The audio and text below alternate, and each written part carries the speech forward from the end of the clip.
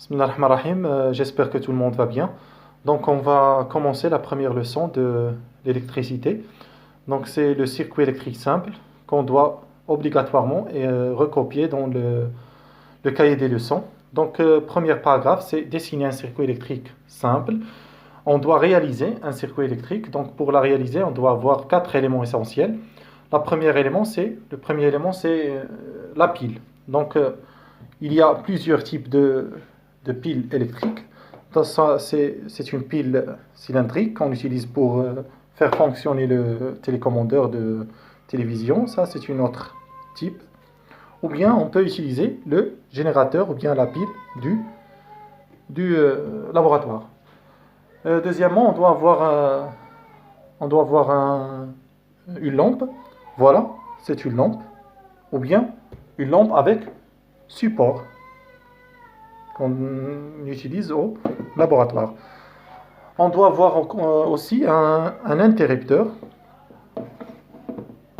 Donc la première remarque qu'on doit remarquer, c'est que la lampe, il a deux bornes. L'interrupteur, lui aussi, possède 2 bornes. Le générateur, lui aussi, possède 2 bornes. Donc ce sont des dipôles.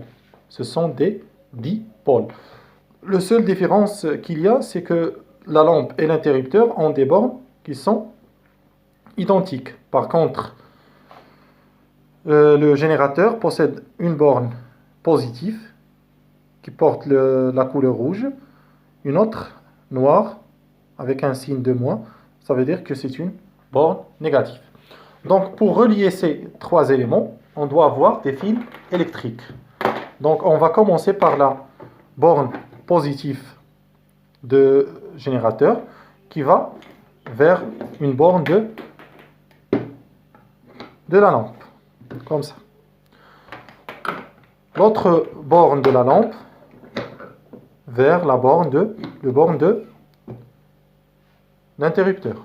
Ensuite, pour fermer la boucle, l'autre borne de l'interrupteur vers le borne négatif de l'interrupteur. Comme ça. C'est tout simple. C'est simple, c'est très simple. Donc, on doit allumer le générateur. Ensuite, on doit fermer l'interrupteur. Et on remarque que la lampe est allumée. Donc, le courant circule dans le circuit. Si on ouvre l'interrupteur, donc la lampe est éteinte. Donc, pour ce qui concerne le rôle de chaque élément, donc la pile ou bien le générateur, il fournit ou bien il produit le courant électrique, c'est le plus important. La lampe est un récepteur, donc il utilise ce courant pour fonctionner. L'interrupteur, il contrôle le circuit. Donc, si l'interrupteur est fermé, donc le courant passe ou bien circule dans le circuit et la lampe est allumée. Si l'interrupteur est ouvert, donc le courant ne circule plus, donc la lampe est éteinte. Donc maintenant on dit que c'est un circuit ouvert.